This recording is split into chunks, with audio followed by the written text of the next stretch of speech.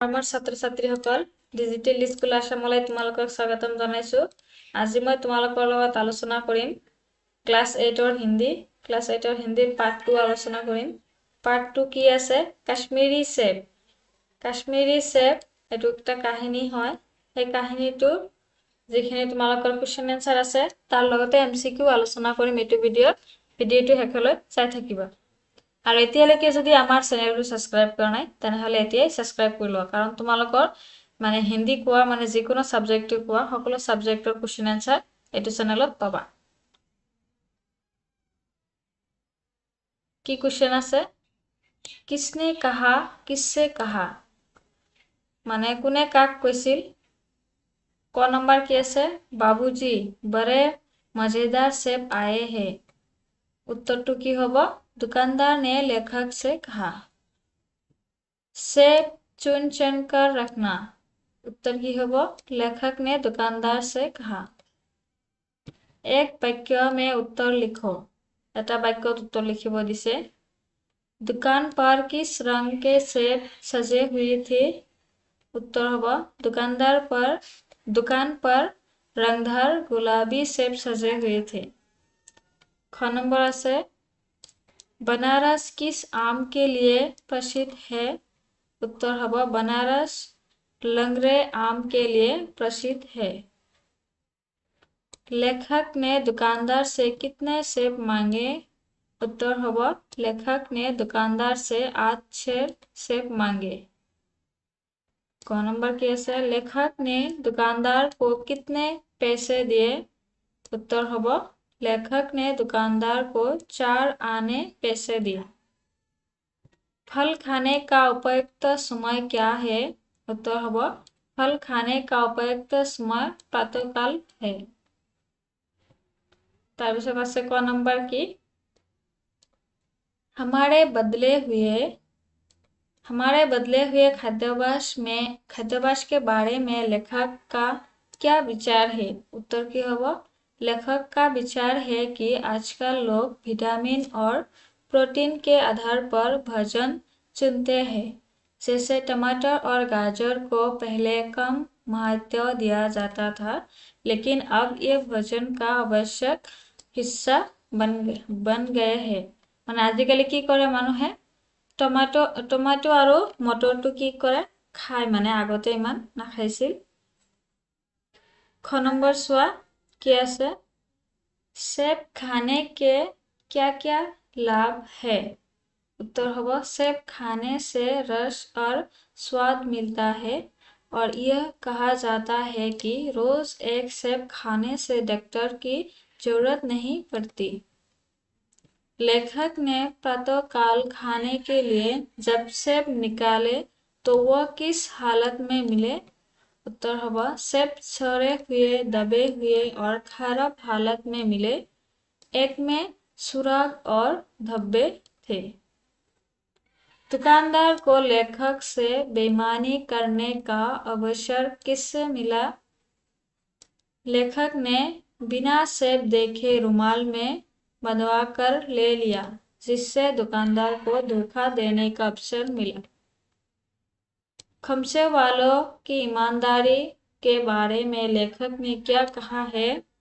लेखक ने कहा कि खमसे वाले ने उनकी गलती से दी गई अठन्नी प्रसन्नचित होकर लौटा दी और क्षमा भी मांगी। इस कहानी से क्या शिक्षा मिलती है? सामान खरीदते समय सावधानी बरतनी चाहिए नहीं तो धोखा खा सकती है। 6 নম্বৰ কি আছে যেটো মানে শুদ্ধ হয় তাতে ৰাইট চিন দিব লাগে আৰু ভুল হলে কাটা চিহ্ন দিব লাগে। কিছুমান তোমালোকত ইয়াতে সেন্টেন্স দিছে মানে বাক্যবিলাক কোনটো শুদ্ধ হয় কোনটো ভুল হয়। শুদ্ধ হলে ৰাইট চিন ভুল হলে কাটা চিহ্ন দিবা। ক নম্বৰ কি আছে गाजर में अधिक विटामिन पाया जाता है एटू की शुद्ध। अल्फासो सेब की एक किस्म है एटू भूल। फल खाने का सही समय रात है एटू भूल। चौथे सेब में एक काला सुराग था एटू शुद्ध। दुकानदार ने लेखक को बढ़िया सेब दिए थे एटू भूल हबो आदमी बेईमानी तभी करता है जब उसे अवसर मिलता है एटू शुद्ध लेखक ने दुकानदार को सेब की कीमत के रुपए में 4 आने पैसे दिए थे शुद्ध एक सेब भी खाने का लायक नहीं था शुद्ध सभी दुकानदार बेईमानी करते हैं टू भूल कुछ खमसे वाले ने लेखक की अठवानी नहीं लौटाई एटू भूल তাৰপিছত আছে কি 4 নম্বৰ दुकानदार ग्राहकों को किस प्रकार ठगता है लगभग 5 और 100 वाक्यों में लिखो माने 5টা শাৰীত মানে লিখিব দিছে दुकानदारे মানে ग्राहকক কেনেকৈ ঠগায় হেতু লিখিব লাগে दुकानदार ग्राहकों को ठगने के लिए कोई हथकंडे अपनाता है वो खराब या सोरा हुआ माल अच्छे माल के साथ मिलाकर बेच देता है कभी-कभी वो सामान की गुणवत्ता के बारे में झूठ बोलता है जैसे साधारण सेब को कश्मीरी सेब बताना माने दुकानदार বিলাকে কি কৰে সাধাৰণ আপেল বিলাকক কি বুলি কয় কাশ্মীৰী আপেল বুলি কয় হেতুকৈ কৈছে সেব মানে কি হয় আপেল হয় 5 নম্বৰ কি আছে कोई वस्तु खरीदने समय हम ठगे ना जाए इसके लिए हमें क्या-क्या सावधानियां बरतनी चाहिए মানে আমি বস্তু কিনাৰ সময়ত কি কৰিব লাগে মানে যাতে আমি নঠগো কি কৰিলে আমি মানে নঠগিম হেবিলাক হল सामान की गुणवत्ता को ध्यान से जांचे और उसे छूकर या देखकर परखें মানে বস্তু কিনাৰ সময়ত হাতেৰে চুই মানে দেখি কেনে ভালকে মানে হেতু মানে দেখিব দিছে दुकानदार की बातों पर आँख मुदकर भरोसा ना करे दुकानदार কথাত ভরসা কৰিব মানা কৰিছে कीमत की तुलना अन्य दुकानों से करे तोल और मात्रा को ठीक से जांच ले एकेटा কৰিব লাগে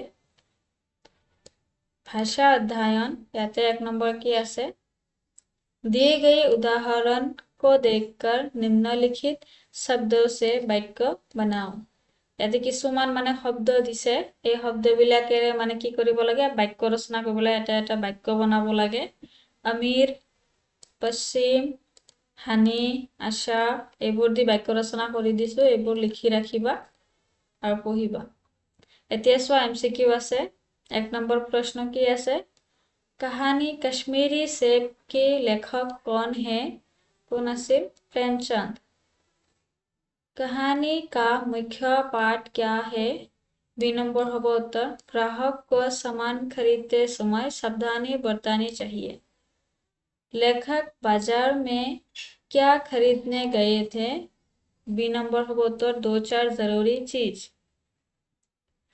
लेखक की नजर दुकान पर किस चीज पर पड़ी उत्तर होगा रंगदार गुलाबी सेब दुकानदार ने सेबों के बारे में क्या कहा उत्तर होगा यह सेब खास कश्मीर के हैं और मजेदार है बी नंबर होगा उत्तर लेखक ने दुकानदार से कितने सेब मांगे उत्तर होगा बी नंबर 8 सेब लेखक ने सेब खरीदने के लिए दुकानदार को क्या दिया उत्तर होगा रुमाल दिছিল रुमाলত बांधी দিব দিছিল আপেল বিলাক लेखक ने सेब खाने का उचित समय क्या बताया उत्तर होगा प्रातःकाल सुबह सेब निकालने पर लेखक को क्या पता चला उत्तर होगा सेब सड़े हुए और खराब थे মানে ৰাতিপুৱা যেতিয়া আপেল বিলাক উলিয়াইছিল তা আপেল বিলাক কেনেকুৱা হৈছিল মানে বেয়া হৈ গৈছিল মানে নষ্ট হৈ গৈছিল लेखक को सबसे ज्यादा दुख किस बात का हुआ उत्तर होगा दुकानदार की धोखेबाजी और समाज की चारित्रिक पतन का মানে লেখকৰ মানে दुकानदाৰৰ যেটো মানে ধোকেবাজি কৰিছিল হেতু চাই কেনে বহুত বেয়া লাগিছিল তো আজিৰ ভিডিঅ' ইমানেই। ভিডিঅ'বিলাক ভাল লাগিলে তোমালোকৰ বন্ধু বান্ধৱীৰ লগত শ্বেয়াৰ কৰিবা। ধন্যবাদ।